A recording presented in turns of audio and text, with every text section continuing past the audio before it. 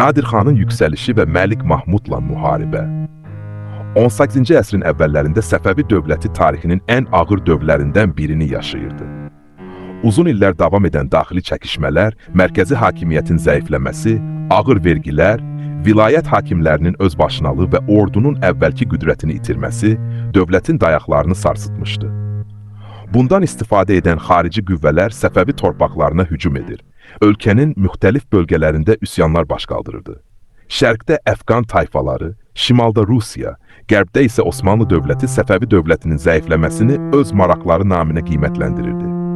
Belə bir mürəkkəb şəraitdə xalq güclü sərkərdəyə və ölkəni yenidən birləşdirə biləcək liderə ehtiyac duyurdu. Məhz belə bir dövrdə gələcəyin böyük sərkərdəsi Nadir xan tarix səhnəsinə çıxdı. O, Xorasanın Əbivər bölgəsində yaşayan Əfşar tayfasına mənsub idi. Uşaqlıq və gənclik illəri ağır keçmişdi.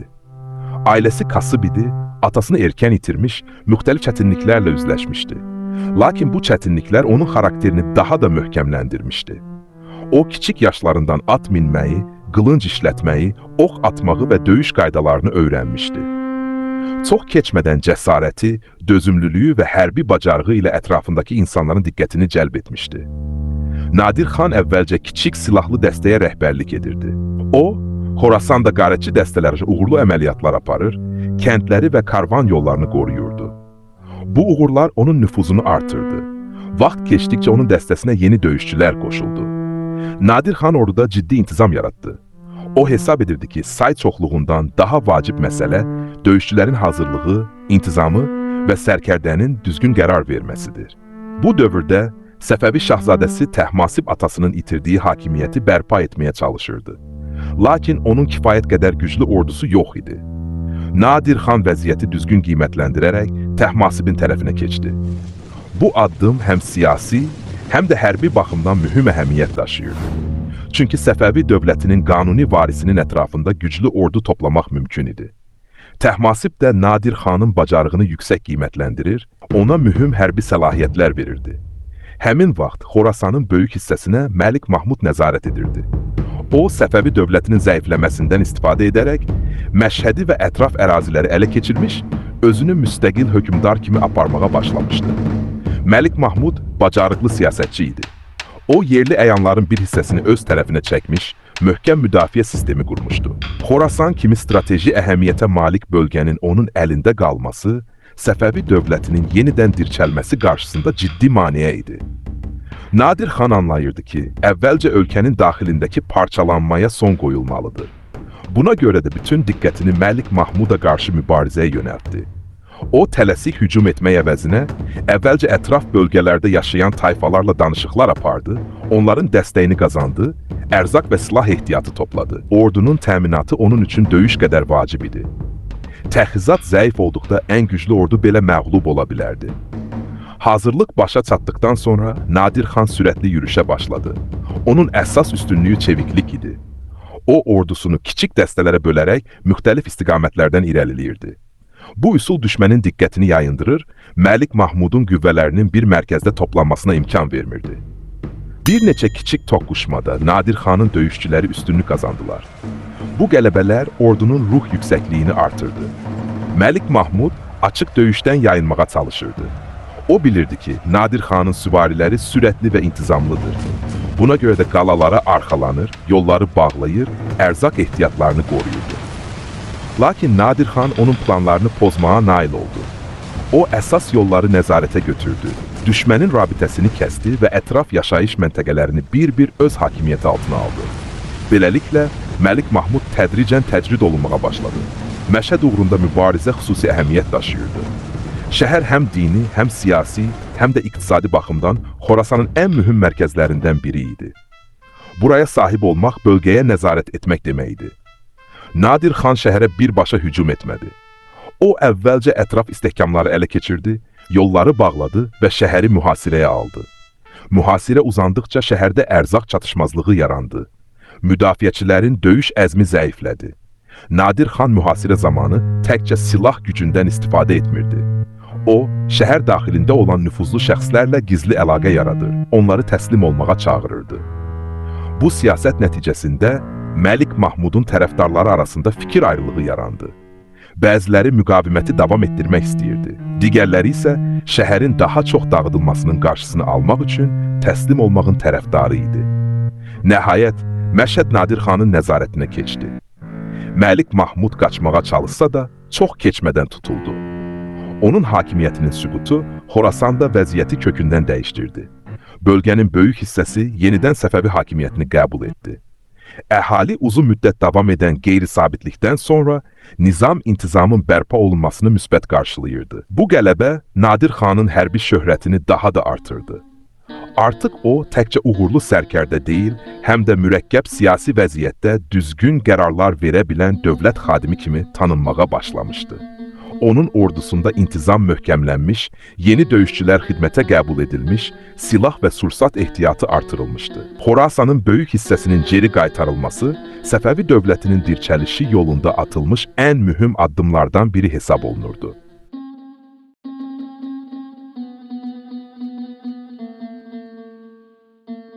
Herat Əbdali əfqanlarına qarşı yürüş və Heratın mühasirəsi. Məlik Mahmudun məğlub edilməsindən sonra Xorasanın böyük hissəsində Səfəvi hakimiyyəti yenidən bərpa olunsa da, bölgədə tam sabitlik yaranmamışdı. Xorasanın şərq sərhədləri hələ də təhlükə altında idi. Herat şəhəri və onun ətraf əraziləri Əbdali əfqanlarının nəzarətində qalırdı. Əbdalilər uzun illər bu bölgədə məskunlaşmış güclü tayfa ittifaqı idi. Onlar Heratın əlverişli coğrafi mövqeyindən istifadə edərək həm Xorasana, həm də qonşu ərazilərə təsir göstərirdilər. Səfəvi dövlətinin zəiflədiyi illərdə Əbdali başçıları öz hakimiyyətlərini daha da möhkəmləndirmiş, mərkəzi hakimiyyətdən asılılıqlarını faktiki olaraq aradan qaldırmışdılar. Nadir xan Xorasanın təhlükəsizliyinin yalnız Heratın yenidən Səfəvi dövlətinin hakimiyyəti altına qaytarılması ilə mümkün olacağını yaxşı anlayırdı. Əgər Herat əldən çıxmış vəziyyətdə qalsaydı, Xorasan hər an yeni hücumlarla üzləşə bilərdi. Bundan başqa, Herat ticarət yollarının üzərində yerləşirdi. Bu şəhərə nəzarət edən qüvvə, şərqlə qərb arasında hərəkət edən karvanlara da təsir göstərə bilirdi. Buna görə də Herat uğrunda mübarizə yalnız hərbi deyil, həm də siyasi və iqtisadi əhəmiyyət daşıyırdı. Nadir xan hərbi yürüşə başlamazdan əvvəl ciddi hazırlıq gördü. O, ordunun sayını artırdı, yeni süvari dəstələri yaratdı, silah və sursat ehtiyatını genişləndirdi. Əskərlərin döyüş hazırlığına xüsusi diqqət yetirilirdi. Günlərlə davam edən məşqlər zamanı süvarilər sürətli hücum və geri çəkilmə qaydalarını təkmilləşdirir, piyada dəstələri isə istehkamlara hücum etməyi öyrənirdilər. Topçular da ayrıca hazırlıq keçirdi. Nadir xan yaxşı bilirdi ki, möhkəm qala divarlarını yalnız qılıncla deyil, güclü artilleriya ilə də yarmaq mümkündür. Yürüş başlayan zaman ordu böyük nizam-intizam içində hərəkət edirdi. Nadir xan yol boyu hər bir dəstənin harada dayanacağını, ərzağın necə daşınacağını və su ehtiyatının necə qorunacağını əvvəlcədən müəyyən etmişdi. O, yürüş zamanı intizamı pozanlara qarşı sərt davranırdı. Yerli əhalinin malına və mülkünə toxunulmasına icazə vermirdi. Bu siyasət nəticəsində Xorasanın bir çox yaşayış məntəqəsinin sakinləri Nadir xanın ordusuna ərzaq, məlumat və bələdçiliklə kömək göstərirdilər. Əbdali başçıları Nadir xanın yaxınlaşdığını eşidən kimi müdafiəyə hazırlaşmağa başladılar. Onlar Herat qalasının möhkəm divarlarına güvənirdilər. Şəhərin ətrafında əlavə istehkamlar tikildi, ərzaq anbarları dolduruldu, quyular təmizləndi və uzun müddətli mühasirəyə hazırlaşmaq üçün ehtiyatlar toplandı. Əbdali döyüşçüləri döyüşkənliyi ilə tanınırdı. Onlar sürətli süvari hücumlarında böyük təcrübəyə malik idilər və açıq döyüşdə təhlükəli rəqib hesab olunurdular. Nadir xan Herata yaxınlaşdıqdan sonra dərhal ümumi hücum əmri vermədi. O, əvvəlcə ətraf kəndləri və kiçik istehkamları nəzarətə götürdü. Beləliklə şəhərin xariclə əlaqəsi zəiflədildi. Sonra əsas yollar bağlandı. Karvanların şəhərə daxil olması dayandırıldı. Bu addımların məqsədi Heratı uzun müddətli mühasirəyə salmaq və müdafiəçiləri tədricən zəiflətmək idi. Mühasirənin ilk günlərində Əbdali süvariləri qəfil hücumlar təşkil edərək Səfəvi ordusunun mövqelərini yarmağa çalışırdılar. Onlar gecə vaxtı düşərgələrə basqın edir, ərzaq karvanlarını ələ keçirməyə cəhd göstərirdilər. Lakin Nadir xan belə hücumları əvvəlcədən nəzərə almışdı. O, düşərgənin ətrafında güclü keşik sistemi yaratmış, süvari dəstələrini müxtəlif istiqamətlərdə gizlətmişdi. Nəticədə Əbdalilərin qəfil hücumlarının əksəriyyəti uğursuzluqla nəticələnirdi. Nadir xan döyüş meydanında çevik qərar qəbul etmək bacarığı ilə seçilirdi. O, düşmənin zəif nöqtəsini müəyyən etdikdən sonra hücumu məhz həmin istiqamətə yönəldirdi. Bəzən isə əsas hücum təəssüratı yaradaraq düşmənin diqqətini bir istiqamətə çəkir, həlledici zərbəni tamamilə başqa sahədən indirirdi. Bu taktika Əbdali sərkərdələrini çaşdırır, onların müdafiəsini zəiflədirdi.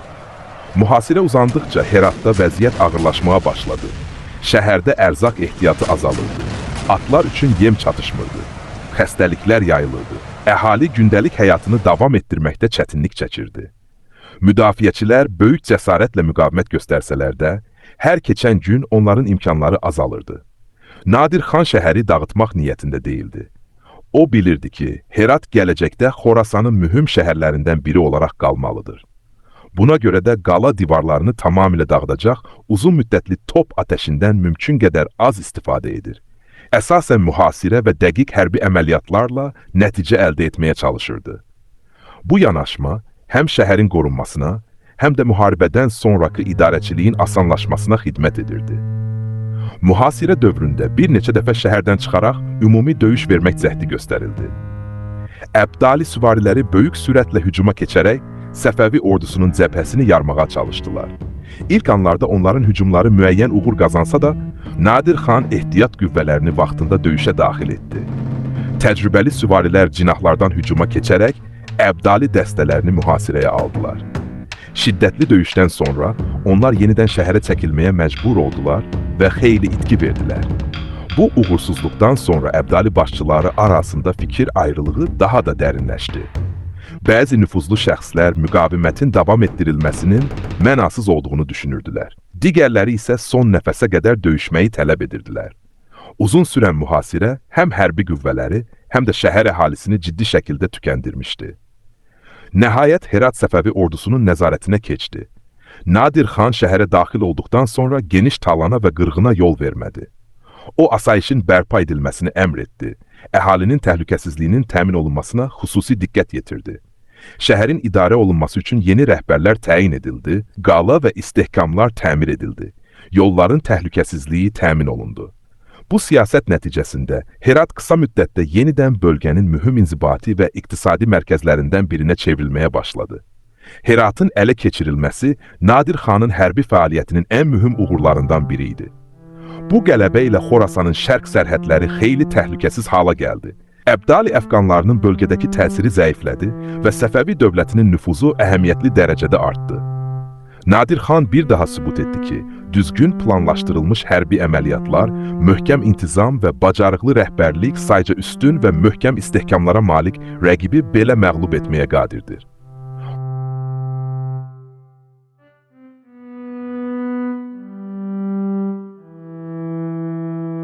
Kotaki əfqanları ilə müharibə, həlledici döyüşlər və nəticələr. Heratın yenidən Səfəvi dövlətinin hakimiyyəti altına qaytarılması Nadir xanın qazandığı ən mühüm qələbələrdən biri olsa da, ölkənin qarşısında duran təhlükələr tam aradan qalxmamışdı. Əfqanların ən güclü qolu olan Xotakilər hələ də İranın böyük hissəsinə nəzarət edirdilər. Onların hökmdarı Əşrəf Xoki Səfəvi dövlətinin zəifləməsindən istifadə edərək İsfahanı ələ keçirmiş, öz hakimiyyətini geniş ərazilərdə qəbul etdirməyə çalışmışdı. O yalnız güclü sərkərdə deyil, həm də bacarıqlı siyasətçi idi. Əşrəf başa düşürdü ki, Nadir xanın ardıcıl qələbələri davam edərsə, Xotaki hakimiyyətinin mövcudluğu ciddi təhlükə altına düşəcək. Buna görə də o, bütün imkanlarını səfərbər edərək həlledici müharibəyə hazırlaşmağa başladı. Nadir xan da qarşıdakı döyüşlərin əvvəlkilərdən daha ağır olacağını bilirdi. Xotaki ordusu uzun illər davam edən müharibələrdə böyük təcrübə qazanmışdı. Onların süvari dəstələri sürətli hücumları, qəfil manevrləri və döyüş meydanında cəsarətləri ilə tanınırdı. Bundan başqa, Əşrəf öz ətrafına müxtəlif tayfalardan döyüşçülər toplamış, ordusunun sayını artırmışdı. Lakin Nadir xan say üstünlüyünün həmişə qələbə gətirmədiyini yaxşı bilirdi.